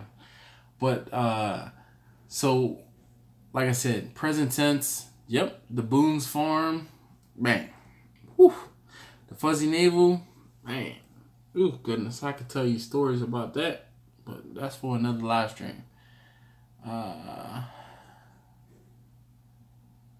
Sourcing quality, but economical. Sense of options. The Fuji's 18. Where in Philadelphia are you? You know or Manny, you know I'm from Philadelphia. Yo, I did not get into Four Loko, Robert. I heard and drank Four Lokos after they kind of dumbed it down. Yo, Paul Masson, I still drink Paul Masson. I know folks that drink it. Man. Manny, where in Philadelphia are you, sir? I can tell you exactly where you need to go. You need to go to Restaurant Depot. Funny. Real funny. Nope.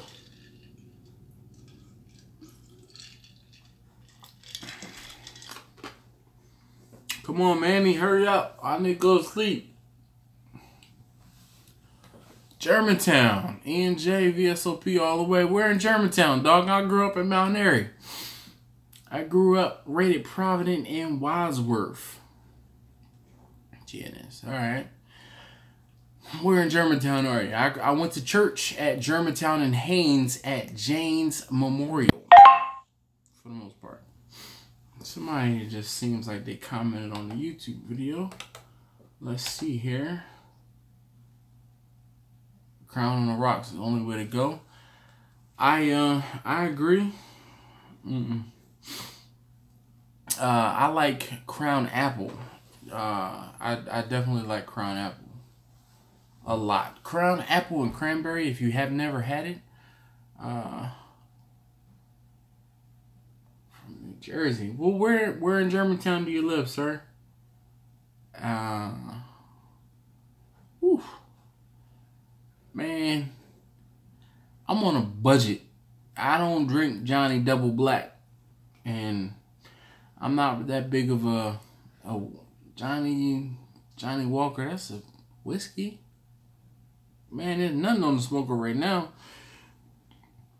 It's Wednesday. I'm getting ready to go to bed. Corona. Man, I don't drink Corona. We're in Old Island Avenue. That's not Germantown. That's Mount Airy, man. Come on, well, no, that's not Germantown. Dog, man. I grew up right there. Where in Old Island Avenue are you? You can tell I know what I'm talking about because I said it correctly. So come on, tell me where in Old. You can't be. The problem with this is I see your comment and then there's a delay. But I need you to. I've had Tecate.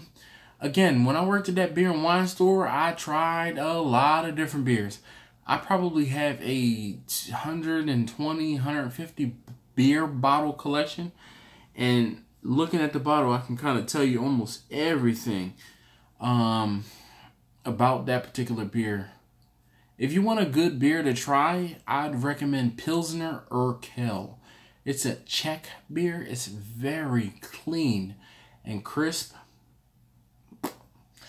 And then also Modelo. You know what? All right, so can I spell what? Pilsner? Pilsner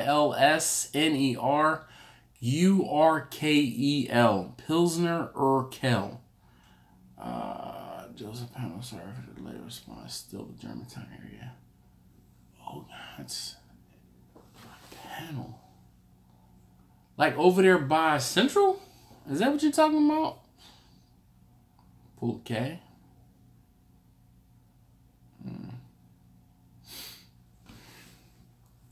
Because I'm not familiar with the name of that school. Unless you're talking about there's a school over there by like Champlos, which isn't all the way down by Central.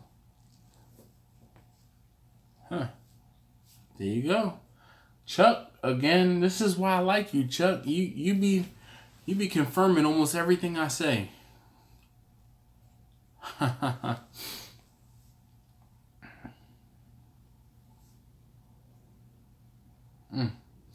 But Pilsner Urquell is good stuff. I learned about that when I was working at the beer and wine store. Closer, yep. All right. It's not LaSalle's, it's LaSalle. Random. how does tri-tip compare to brisket? It doesn't. Tri-tip is like filet versus a ribeye steak.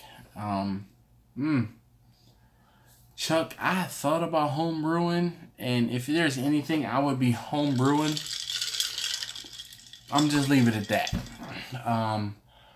Well, so you can tell, Manny, you know what I'm talking. I know what I'm talking about. It's, when it comes to especially my area of the city. So, what do I do in Maryland? I actually work on an IRS contract for a government subcontractor. I moved to Maryland because my now wife got a job in Maryland, and I was like, at the time I was working for a bank, and I'm like, it's not hard to get a job at a bank. I worked for the bank, and then, funny enough, full circle about this beer and wine store, someone came into,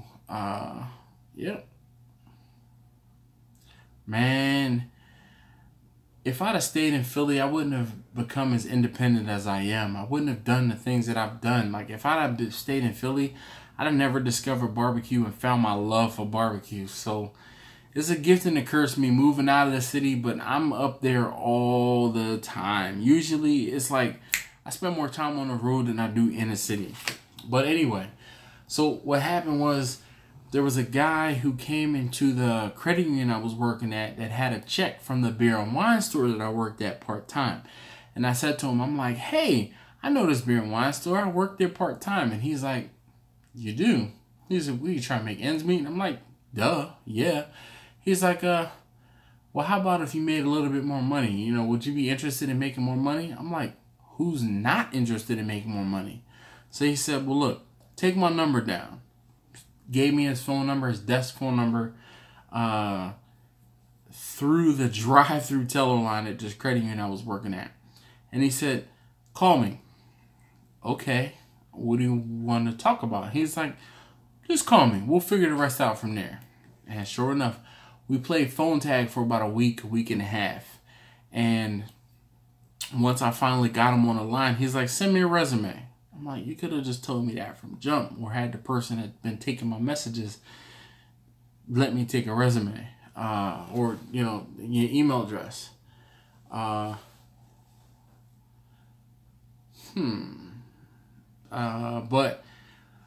so the whole thing was, he was more or less trying to test me to see if I had the commitment to stick with trying to get in touch with him. Once I did, he got me a job, and the rest is history. If you know me personally, we'll talk about more about that, but I don't put it out there on the internet. Moellas and machitos. I don't know what those are. Now, I will tell you that I am a man of... Shoot, I try a lot of different things, and one of my favorite things is pupusas. I love pupusas. Pupusas because of the fact that there's a lot of El Salvadorians in this particular area in Maryland. Well, in Montgomery County, not so much in Baltimore. But when I lived in Montgomery County, again in Maryland, there were a lot of El Salvadorians. So I ate a lot of pupusas. I still get pupusas from time to time, but I don't know what those are that you were just referring to. Moellas and machitos. Dude, you can get a pupusa for like $1.50, and shoot, 2 or 3 of them things, you be full, like good and full. Me personally, I'm a big fan of cheese pupusas, and then bean pupusas. Bean and cheese pupusas, my gosh.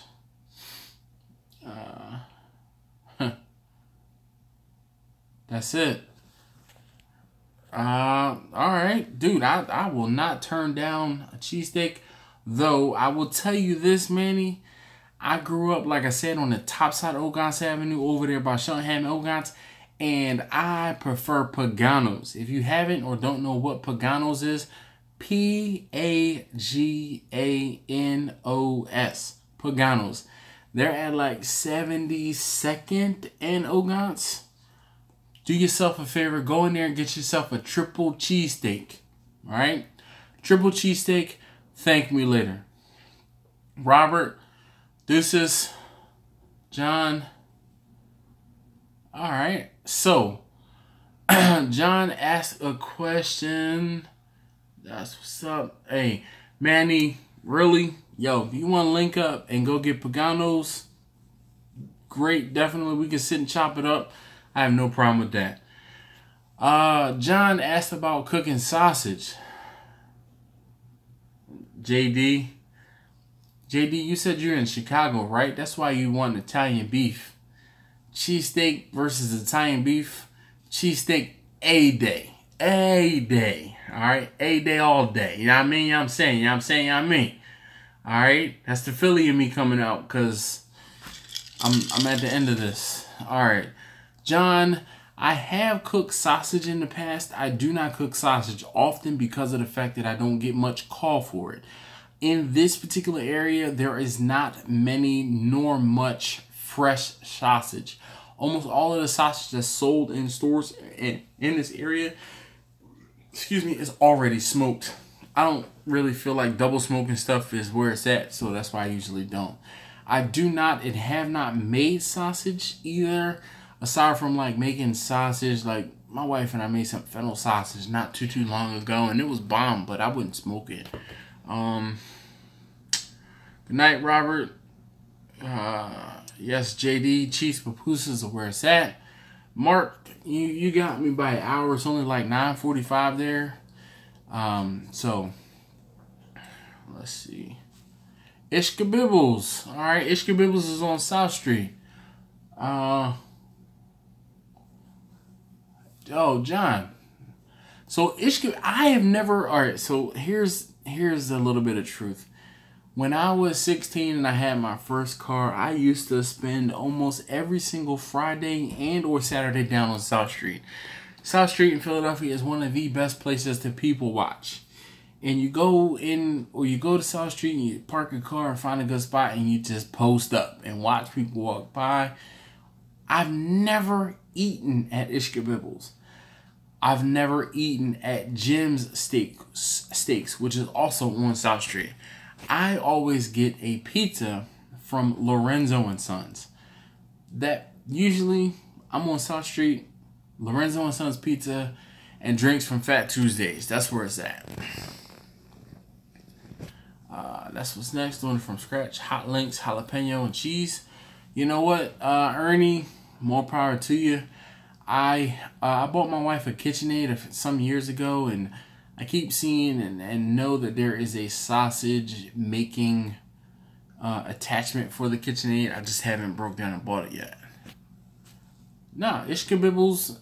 I know what Ishkabibbles is, John. Again, born and raised in Philadelphia. You ain't nothing but a word. So Smoky Rays is also in Chicago. Now, here's a question. How do I know about Italian beef? All right. How do I charge events? That's out of line, ignorance, and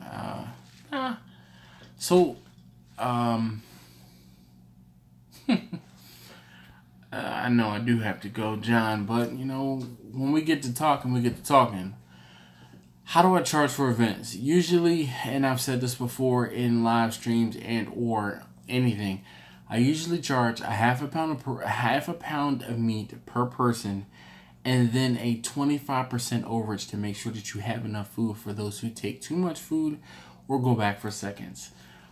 You will have to figure out if you're going to want to charge like a per person fee or if you're going to charge per pound. I charge per pound just because it's easier, and I'm still trying to get myself out there. I usually recommend a beef, a chicken, and a pork, and then, gosh, I got the hiccups now. I'll split those three down the middle. So let's say you have 100 people, right? Half of that is going to be 50 pounds, and then a 25% overage is going to be 12 pounds and 12 and a half pounds. Usually I'll round down to 60. So we have 60 pounds.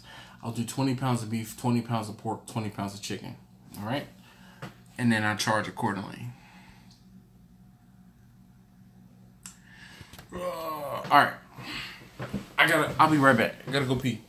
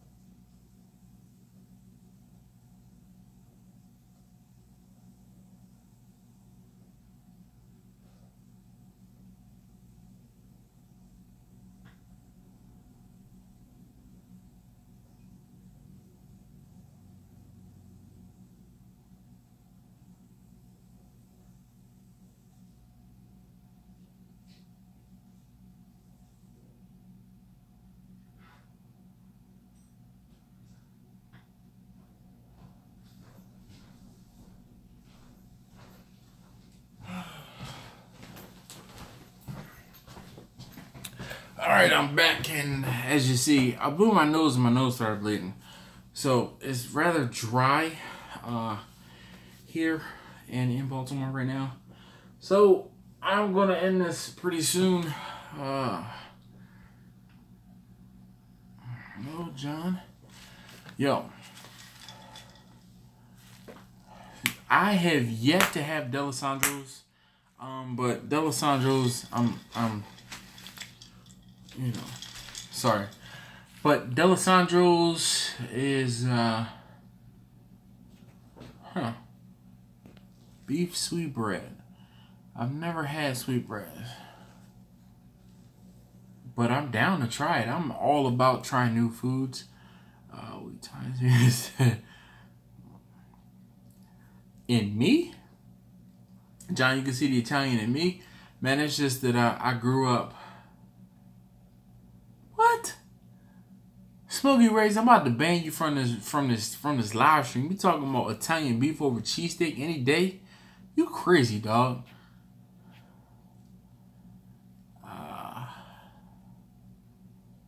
Man, you crazy. Yes, Mark, sweet brains is bread. Sweet bread is brains, at least from what I understand.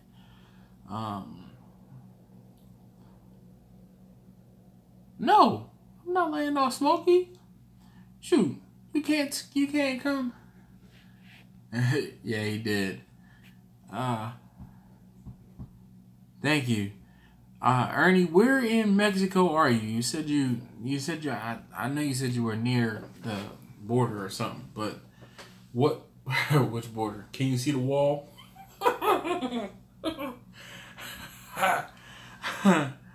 Alright. We got 7 minutes, and then that'll make 2 hours, and I'm going to bed. Cause Monterey. Alright. Can't say I'm gonna get out to Mexico, but at least I know. Nope, you can't see the wall. Oh man. This guy. Guadalajara. Alright. Perfect. So if you guys have seen me move the pinball machines, the guy that I moved the pinball machines from is actually from Mexico, excuse me. Dude, cheesesteaks all day. Italian beef does not compare. Alright?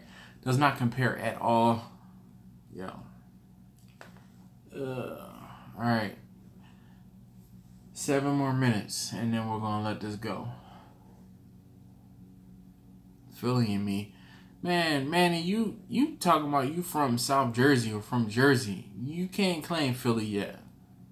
I don't care what you say. You just live there now. And I mean, like, oh man. It's so dry. The summertime hasn't kicked in. It's still winter. And man, I can get a nosebleed by blowing my nose too hard, and obviously I did that. Yes, the big green egg will be known as Sammy, Sammie. Unfortunately, I kind of space and have the videos, you know, so that I can edit them and have them up on a timetable, so I'm not rushing to get them done. And I decided on Sammy. Yep, JD. I totally agree. I've lived in Baltimore now for 13 years, and in Maryland now for 17 years. And nah. Yes. I don't think I actually told him that I decided on Sammy. But yeah. Like Sammy as in Samantha.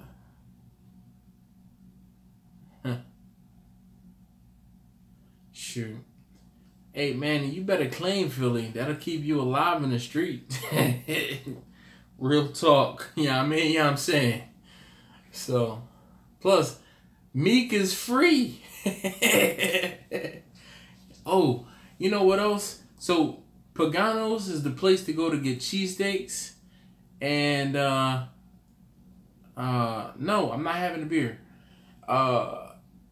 The Hoagie Factory is where you need to go and get hoagies. Go in there and get yourself a corned beef special. Thank me later. Alright, I'm going to go ahead and end this because I can hardly breathe because, you know, my nose is bleeding and I got to tend to that, which is great. So anyway, hey, it's the 13 of you that are still on the live stream. If you haven't, please leave me a thumbs up. Like I said, I'm a regular dude. You know, it is what it is. So, thank you again. Yes, indeed, it has been real. Thank you again if you have come in and hung out with me. I'm probably going to be up for a couple minutes because I can't disappoint you guys. And I need to edit a video and it'll go live. If you don't know, if you haven't noticed, my videos go live at 7 a.m. Usually is when the videos go live, unless I have a backlog and then I put some out maybe at like 2 o'clock in the afternoon or something like that. But anyway, good night. Thank you very much as always for watching. If you haven't subscribed, please do, because I am thinking about... Alright, well look, the 13 of you that are left, would you like... God, my friends are talking to me now. Would you like to have a brisket sent to you? What do you think? Tell me what you guys think. I'm thinking about doing a giveaway at 5,000 subscribers, and that giveaway might be a whole brisket. So tell me what you think. We'll do, yeah. Sure will, Manny. Manny, do me a solid. If you aren't already following me on Instagram, please do. And then I can link up and get your contact information. And when I'm up in the city next, I will try and hit you up and link up with you. So, yeah. Alright, well look, here's the deal. If you guys want to do a brisket at 5,000, all you have to do is make sure you recommend and share my videos with your friends, with some other folks, so that I can get up to 5,000. I had a little bit of a spike in views over the past couple days because of that video when I got Vicky, when I got Vanna, the cargo van.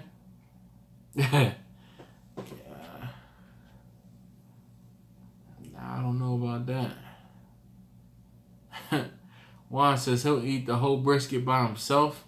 Manny says yes to the brisket. Mark says sweet. Juan says I got you. So the whole thing is, like I said, I'm thinking about doing it'll probably be a couple weeks before I recommend or talk about it. But let's see. I'm thinking about doing a giveaway at 5,000 for like a brisket. I mean, you guys that are hanging with me know what it is. So, and look, It's been 2 hours. Thank you again as always, and I will see you guys soon. I'm probably going to be up, and I'm going to edit a video, so it'll be up tomorrow morning at 7. So thank me later. Deuces. Good night. Harry Nutsack cracks me up every time.